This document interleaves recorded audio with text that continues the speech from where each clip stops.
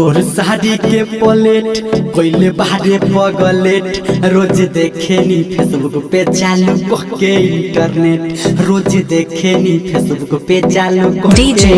संजीत कबो झलक कहता रे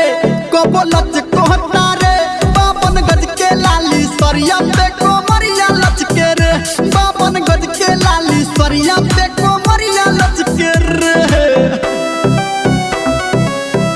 माँ गायत्री रिकॉर्डिंग स्टूडियो।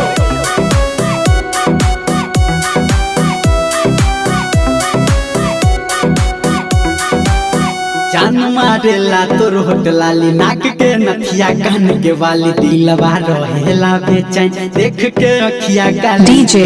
संजीत लोमा जो नाक के भीतरी लौके रे बावन गज के लाली सरिया पे कोमरिया लचके रे बावन गज के लाली सरिया पे कोमरिया लचके रे।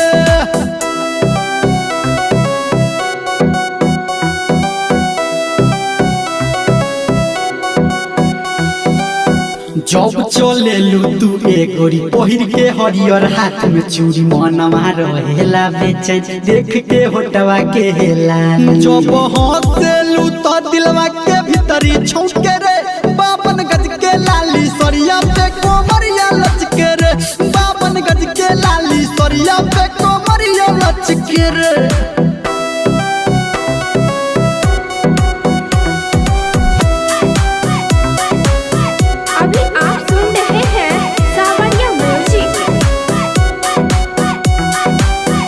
प्यार भइल बारे दीवाना तू देखबलू सिस्टम ऐसा कबो देख लेना धर्मेंद्र संजय देवंग तोरा जैसा